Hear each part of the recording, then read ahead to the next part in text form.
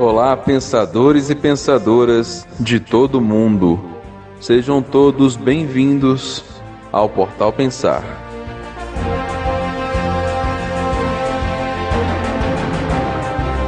Hoje estudaremos a vida e a obra de Pietro Baldi. Venham todos, vamos juntos nesta jornada histórica.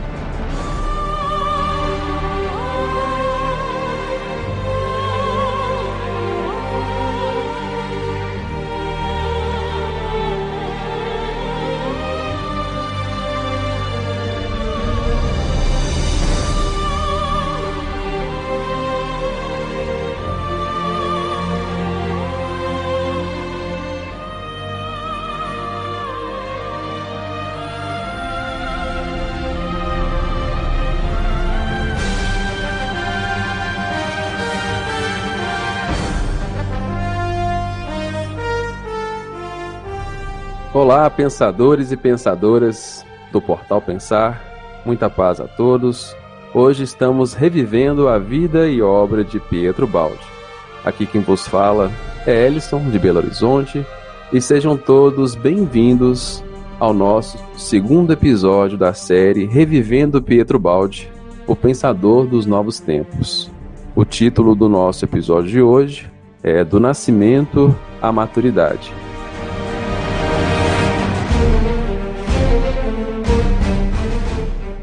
Compondo o nosso time aqui, nós temos aqui hoje a Jo. Olá, Jo, tudo jóia? Olá, amigos do Pode Pensar. Eu sou a Jo Drummond, eu sou de Belo Horizonte e uma admiradora de Pietro Baldi. Desde o ano 2002, nós tivemos contato com a obra de Pietro Baldi e nos encantamos. E somos movidos por uma vontade muito grande de alcançar todo aquele conhecimento que está contido naquelas páginas tão repletas de luz. Vemos o desafio que é, mas somos movidos por uma vontade que não se afasta de nós. E é por isso que nós estamos aqui mais uma vez, tendo a oportunidade de estar agora falando sobre a vida de Pietro Baldi. É um motivo de gratidão e é com muita honra que eu participo desse momento. Fico muito agradecida. Muito bom. Vamos agora para os e-mails e recados e já voltamos.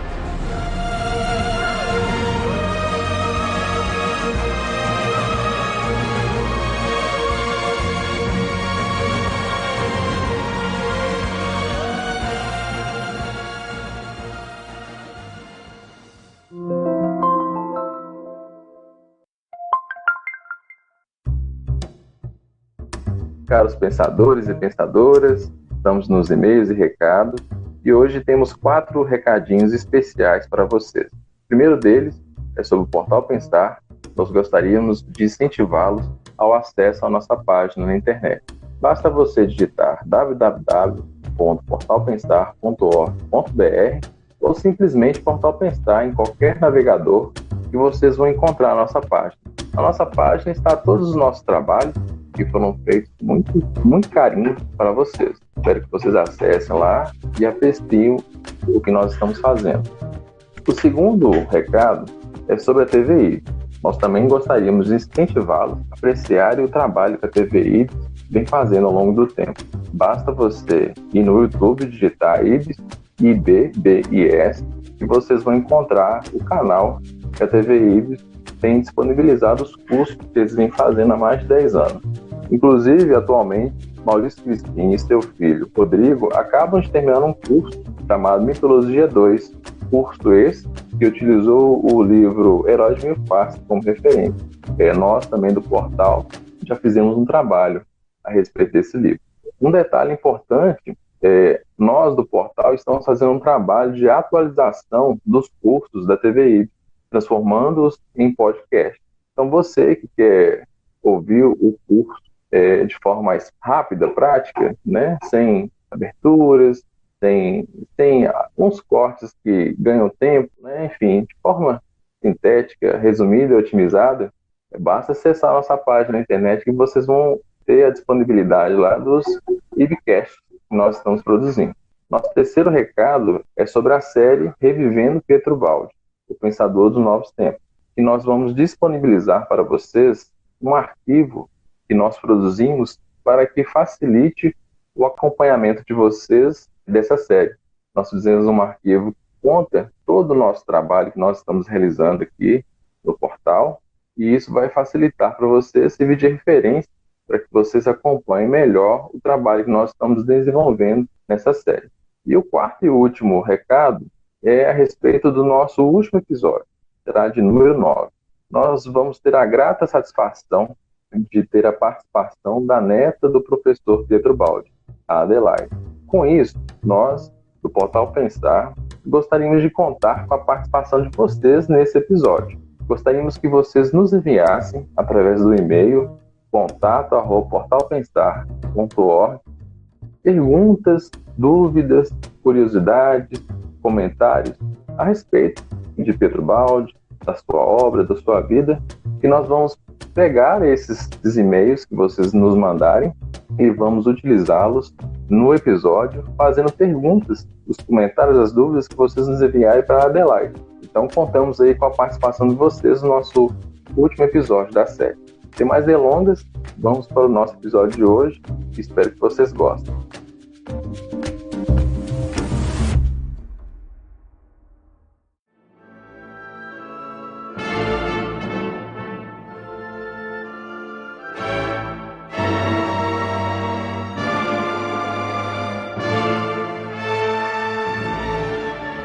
Então, vamos aí nosso episódio de hoje, Nascimento de Pietro Aleório Baldi.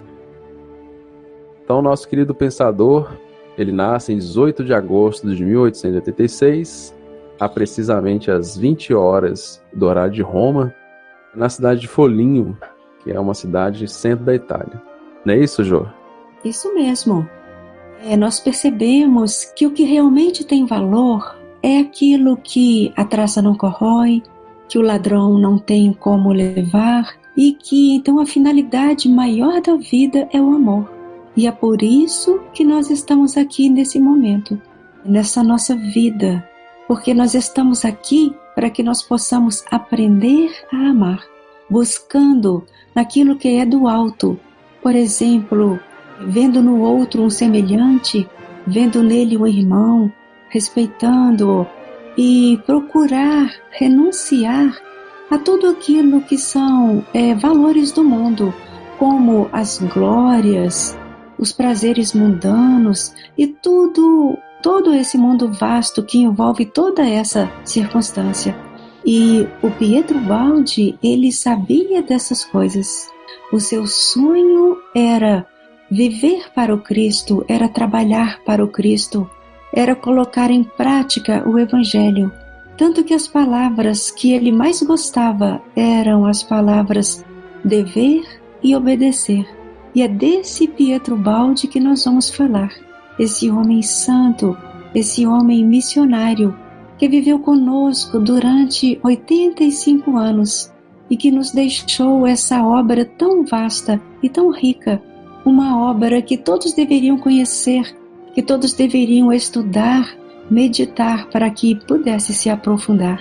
Esse Pietro Baldi, nascido no ano de 1886, lá na Itália, na bela Itália, na cidade de Foligno, que fica a 18 quilômetros da cidade de Assis, no centro da verde e mística região da Úmbria.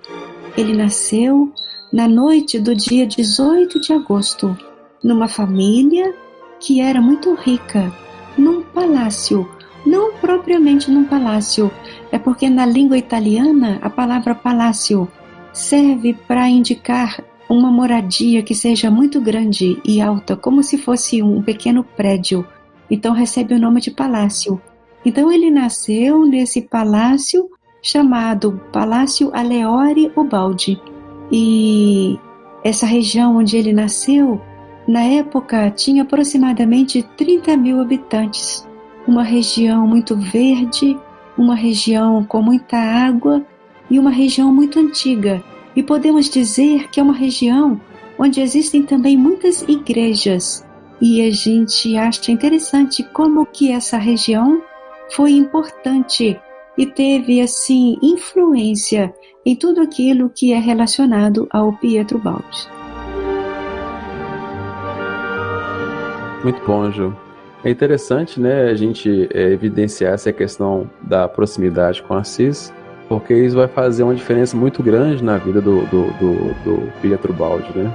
Francisco de Assis andava naquelas regiões, passeava naquelas regiões, então a gente percebe que tudo ali está contaminado por essa ideia franciscana de pobreza, castidade, os 3 votos franciscanos. Mais para frente a gente vai entrar um pouco sobre essa questão franciscana. Você comentou também, Jô, a questão do palácio, né? A gente lembra a questão da família, né? Da origem da família. O próprio nome de Pietro Baldi, Aleório Baldi, né, nos remete a essa ideia, né? De 2 famílias aí de origens, uma origem mais humilde e uma origem mais nobre, não é isso? Isso.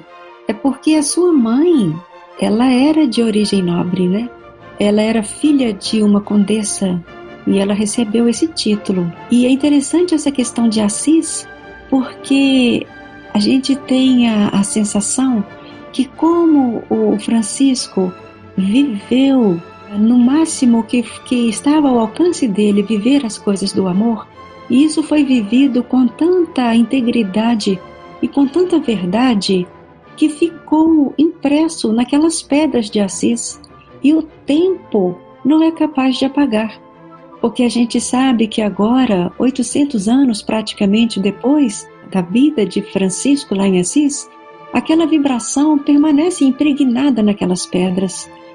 As pessoas que vão em Assis e que se voltam para esse lado do coração, se elas se atentarem para essa questão, elas verão que é possível respirar em Assis um ar diferente. É um ar, ele é mais leve, é como se fosse um ar num ambiente onde existe amor. Portanto, é fantástico, a cidade de Assis é fantástica. Então a gente imagina o tanto que o Pietro Baldi se beneficiou por ter nascido naquela região, por ter nascido tão próximo de Assis. Que coisa fantástica, né? Que foi essa oportunidade de nascer e passar, né, tantos anos da sua vida tão próximo de Assis. Verdade. Ô, Jô, com relação à família dele, a gente pode indicar aqui o livro Grandes Mensagens, do José Amaral, que lá ele vai esmiuçar de forma geral assim, a questão das famílias, né? Aí dando uma passada bem rapidinho aqui um pouco, só para o ouvinte se contextualizar, a gente vai ter aqui os bisavós paternos. Curiosamente, né, a gente também tem um Pietro Baldi aí, Pietro Baldi e Santa Ferrape, não sei a pronúncia correta, né? E bisavós maternos, a gente tem uma Bianchi Aleori e Maria Rami. Depois a gente vai ter os avós paternos, chamados Illuminato Baldi e Rita Mancini. Depois os avós maternos, Giovanni Battista Aleori e Maria Benedite Roncalli. Essa Maria Benedita é a condessa que você comentou a respeito. Isso. Depois a gente tem o pai, que chama Santio Baldi. E depois a gente tem a mãe, que chama Lavínia Aleório Baldi. Os irmãos de Pietro Baldi nós vamos ter em ordem cronológica Giovanni Battiste, depois Giuseppe, Augusto. Esse Augusto ele faleceu aos 2 anos de idade, depois veio outro, também colocaram o nome de Augusto. Depois dele nós temos Maria, ela faleceu por volta dos 12 anos de idade. Depois teve uma outra Maria, né? E aí essa Maria chama Maria Ubaldi Paparelli. Antes da Maria a gente tem o nascimento de Pietro Baldi. Pietro Baldi é o caçula dos homens e eles tiveram uma menina só que chama Maria, que é a caçula de todo mundo. Depois o Baldi, por volta de 1912, ele vai se casar com Maria Antonieta Sofanelli, né? Uma grande pessoa em questão de dotes, né? Rica. Casaram em 5 de agosto de 1912 e eles tiveram 3 filhos. Francesco Franco, né? Nascido em 1913, que nós vamos ver mais para frente que ele faleceu na Guerra Mundial aí, na África, com 29 anos. Eles tiveram a Vincenzina, que faleceu por volta dos 2 anos de idade, e a Agnes Ubaldi Zambelli, nasceu em 1919, né? E a Agnes praticamente fica com ele aí, né, até o momento da sua morte, morrendo um pouco depois, né, que ele vai. E ela teve filhas, né, que é a Maria Antonieta Ubaldi Zambelli e Maria Adelaide Ubaldi Zambelli. Adelaide aí que está conosco nos congressos aí e de vez em quando faz umas palestras, estudos, né, é conhecido nosso aí. Então a gente percebe que a origem nobre e humilde está presente na vida do pensador, né, e ele carrega isso no próprio nome, Pietro Aleório Ubaldi. Exato. E é interessante pensar como que, apesar dele ter nascido numa região franciscana, como que ele teve que passar então pela prova da riqueza, né? Pela situação da mãe, como que ele teve essa prova, né? Que dificuldade, ele com aquele coração todo humilde, tendo que passar por essa prova da riqueza. É verdade, né? É um espírito franciscano ali de pobreza e humildade, né? Tendo que vivenciar em luxos e grandes confortos, né? Exato. Muito bom, Ju.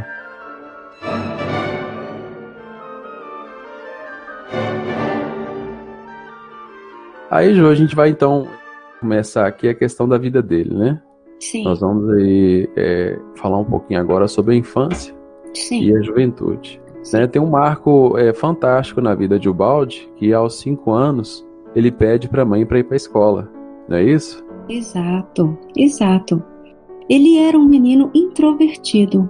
Ele não gostava muito de brincar, mas ele gostava muito de estudar.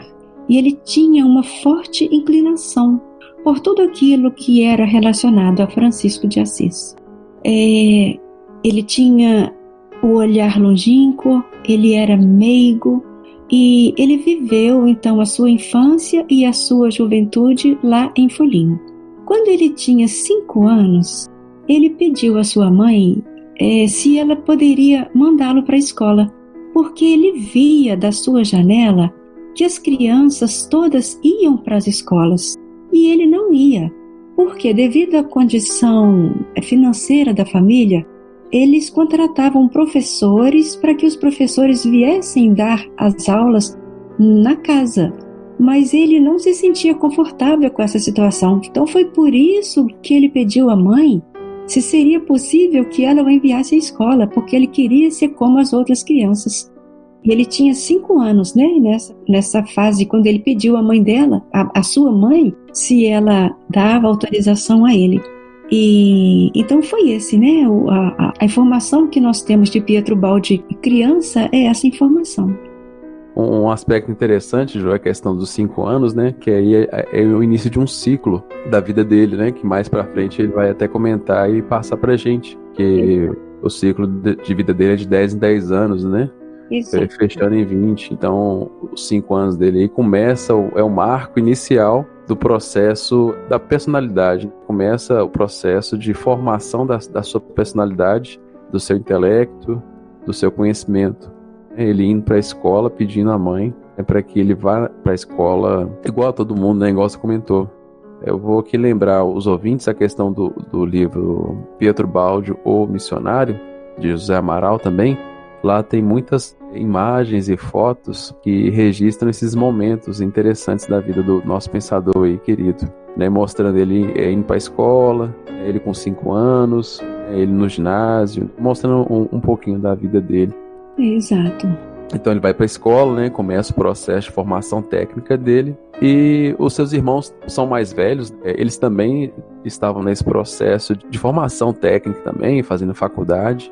E por volta dos 13, 14 anos, o Ubaldi muda da cidade de Folinho e vai para Roma, porque os irmãos mais velhos começam a fazer a faculdade. E isso é um momento interessante na vida dele, porque ele sai de uma cidade com mais ou menos 30 mil habitantes, é um interior praticamente, e vai para uma capital do próprio país. E essa época aqui, de 1900, a Revolução Industrial, né, a questão do trabalho estava em auge, então a movimentação, o êxito rural estava em alta, então a capital estava pegando fogo, assim.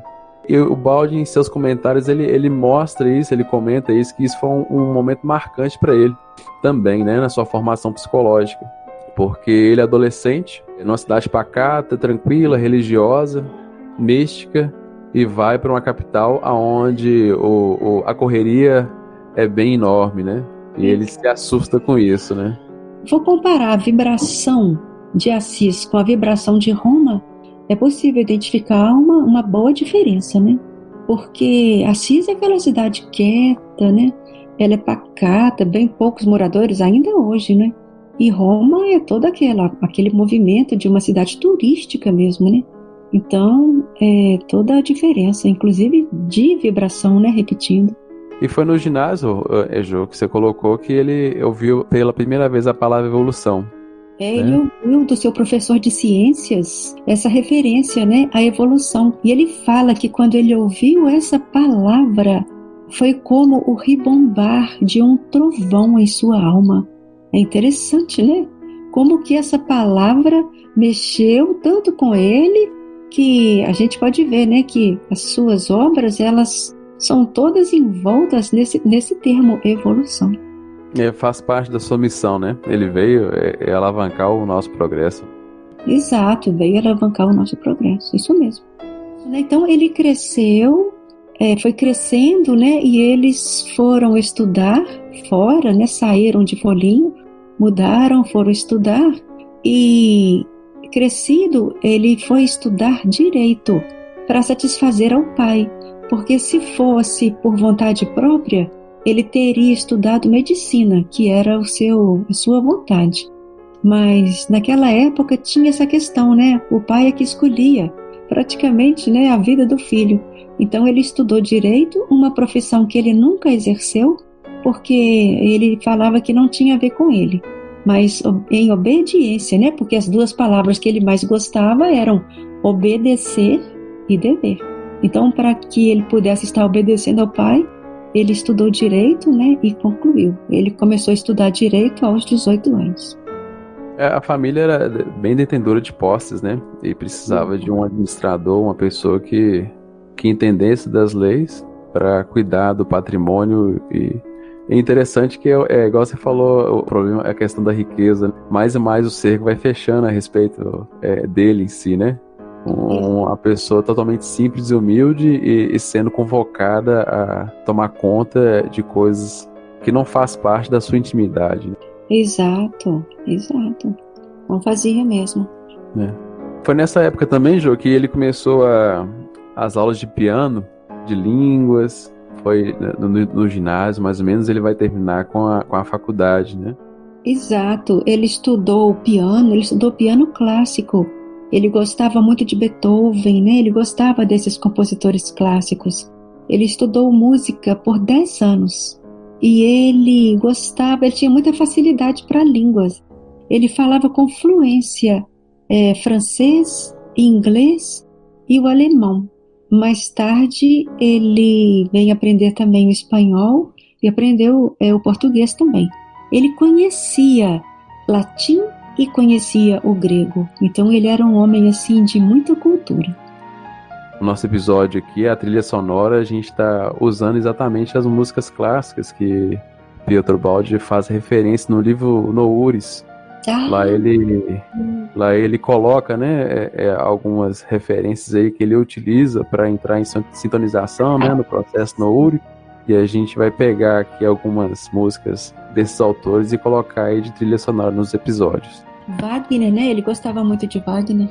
Ele compara alguns autores lá, né? Alguns compositores que remetia ele a sensações diferentes, né? Um facilitava a sinalização, o outro totalmente divergente. É legal, né? Eu também.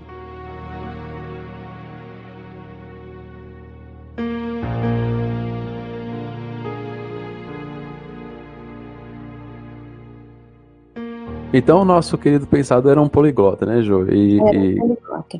Falava praticamente aí 7 línguas, né? Vai terminar a vida aí falando e tendo conhecimento de 7 línguas, formado em Direito. E quando ele forma em Direito, ele ganha uma viagem da família, né? A família o presenteia com uma viagem de 6 meses para a América do Norte. Isso. Ele fica 6 meses, né? Ganhou, né, de presente dos pais essa viagem. Fica mesmo 6 meses, né, nos Estados Unidos. Ele termina o curso de Direito em 1910, aos 24 anos, né? Isso. Engraçado que mais pra frente isso vai ser importante na vida dele, né? Essa questão do inglês. A gente vai entrar no próximo episódio a respeito. Exato. Então ele tá com 25 anos, chegou a hora, chegou o momento de tomar uma direção na vida, né? O homem, quando chega a uma idade aí, por volta dos 20 e poucos anos, ele é convocado a formar uma outra família, né? Exato. Lembrando que quando ele tinha essa idade, aproximadamente, de 24, 25 anos, é que ele lê Kardec, não é isso? Foi bom você lembrar, eu estava olhando isso hoje. Foi numa conferência, quando ele veio aqui em 1951, que ele comenta isso a respeito. Eu vou aproveitar seu ensejo, João, e vou ler aqui o que ele fala a respeito disso. Então, por acaso, digo acaso, mas por certo era obra da providência, caiu em minha mão os livros dos Espíritos de Allan Kardec. Eu era jovem, desorientado, não tinha ainda passado pela experiência dos grandes problemas da vida. Li com grande interesse e vos confesso que em certo ponto exclamei: achei, eureka! Poderia ter eu repetido: encontrei, finalmente a solução que eu procurava e que me esclareceu. Ele conta aqui que isso foi por volta quando ele tinha mais ou menos 26 anos. A questão da reencarnação, né? A questão da pluralidade dos mundos habitados, da imortalidade da alma. Ele estava correndo atrás disso, tinha a sensação de que isso era verdade, mas ainda não tinha encontrado a resposta para isso. E aí ele tendo contato com o livro dos Espíritos, ele também afirma que o livro dos Médiuns também ele chegou a estudar. Mesmo aos 26 anos, né? E é onde ele gosta da visão reencarnacionista que ele encontra, né, na obra do Kardec, lá no Livro dos Espíritos. Isso que mais o tocou, né? Ele se auto-intitulou espírita, né, nessa época aí, porque os ensinamentos da doutrina aí corroboraram totalmente com o que ele pensava e casou com uma luva, né, nas questões dele psicológicas e internas, né, que ele estava vivendo aí na época. Exato.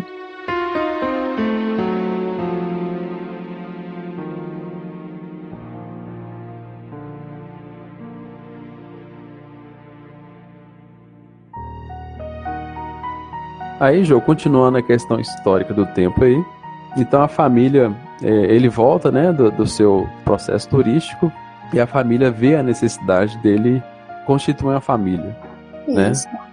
Formado, os seus pais viram que o melhor para ele, então, seria o casamento. E eles, então, saíram em busca de quem seria a moça ideal.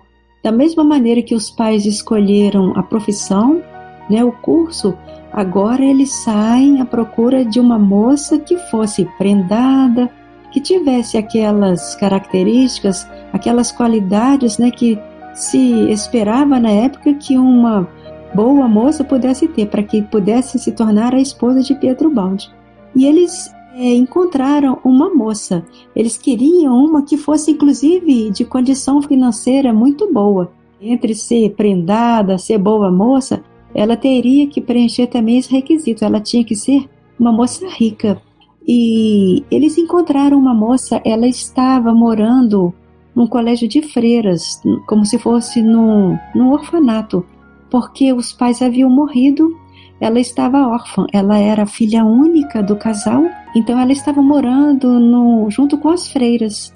E foi lá que o pai do Pietro Baldi encontrou a Maria Antonietta Solfanelli, para que ela pudesse vir a ser a esposa de Pietro Baldi. E ele se casa então aos 25 anos. E nessa época o pai fala para ele que ele não precisava de se preocupar com trabalho, porque seria passado para ele um vasto patrimônio e a sua função seria apenas a de administrar aquele vasto patrimônio, que eram propriedades agrícolas. E o pai disse para ele que o lucro seria farto, fácil e grande. Gira em torno de 6 propriedades, né, de cada lado aí, gerando 12 propriedades ao todo, né, 6 de cada lado. Exato. Só que isso incomodava Pietro Baldi, né, ele não se sentia confortável com essa situação, Porque ele, com aquele coração, né, cheio de humildade, que nessa vida veio, né, com essa finalidade, de repente se depara com essa situação. Que desafio, né? Que grande desafio. Por isso que a gente fala que ele, apesar dele ter nascido, vivido boa parte da sua vida numa região franciscana, ele teve que passar por essa dura prova da riqueza. É verdade. A gente lembra Jesus, né, falando a respeito, né, dessa questão. É mais fácil um camelo passar pelo fundo de uma agulha, né, do que um rico entrar no reino dos céus. Exato, Para nós é a questão da riqueza, do dinheiro, né, da aglutinação de bens é uma questão delicada que a gente deve estar sempre revendo isso. A respeito, né? Sempre o mínimo e o necessário, né, a gente deve correr atrás disso, né? É uma das ideias, né, dos votos franciscanos. Porque à medida que a pessoa vai compreendendo, vai tendo alcance do que Jesus nos deixou, nas suas palavras lá no Evangelho, a gente vai vendo que o que tem valor é de fato o que está dentro, né? Como a gente iniciou falando, que o que tem valor não é isso que a traça pode roer, né? O ladrão pode levar, a ferrugem pode estragar, porque as coisas do mundo, por mais que a gente considera que são boas e tudo mais, tudo isso passa, e é necessário buscar aquilo que não passa, as coisas que são de vida eterna, que é aquilo que está dentro de nós, né? Nesse reino dos céus que está dentro de nós. E aqui no mundo, muitas vezes, a gente vê que pessoas passam por essa condição de uma riqueza muito grande, mas é necessário também a gente separar o que move, não é? Porque às vezes a pessoa é possuidora de bens e de tudo mais, ela nasce nessa condição de vida e não tem a condição de se desfazer disso, mas que tenha o conhecimento de que o que importa é o que a move, né? Diante dessa situação, o que a move para que ela possa estar buscando cada vez mais aquilo que é do mundo interior. É verdade. Saber utilizar, né, a ferramenta que tem, né? O grande desafio, né? Porque buscando o mundo de dentro, tendo que viver com essas coisas de fora, que desafio, né? Verdade.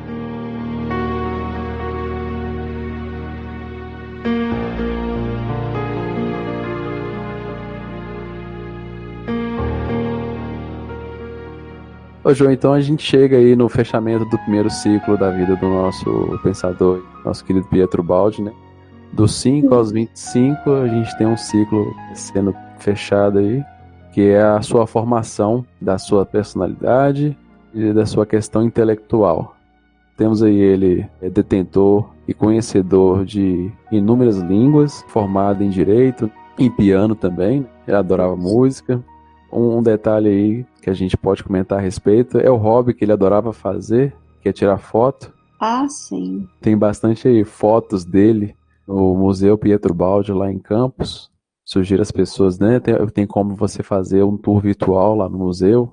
Aos ouvintes aí, é interessante, é muito legal. Vai encontrar muito material, muita foto do nosso Pietro Baldi tirada. Isso. Então começa um novo ciclo que vai ser dos 25 aos 45. Que aí a gente vai aguardar um pouquinho, que vai ser o próximo episódio. E começa aí com o casamento, né? Casamento e posteriormente seus filhos, enfim, né? Paremos por aqui. E pra gente encerrar, Jô, você gostaria de dizer algo? Eu queria dizer o tanto que somos gratos a Deus por nos haver possibilitado estar em contato com a obra de Pietro Baldi, porque essa obra dele amplia e muito tudo isso que a gente procura compreender, seja através da doutrina espírita, até mesmo no Evangelho, porque o Pietro Baldi ele nos traz uma visão mais ampliada sobre Deus, sobre o universo e sobre a vida. Então é muito a agradecer, porque eu posso dizer que somos pessoas novas, como se fosse antes de Ubaldi e depois de Ubaldi. Então, repetindo, é muito a agradecer. Muito bom, Jô. Então é isso aí, meus queridos ouvintes. Agradecemos aí a audiência aí, né, de vocês estarem ouvindo o nosso episódio. Espero que tenham gostado. E aguardem aí que a gente vai no próximo aí continuar contando aí sobre a vida do nosso pensador aí, Pietro Aleório Baldi. Grande abraço a todos, fique com Deus e até breve.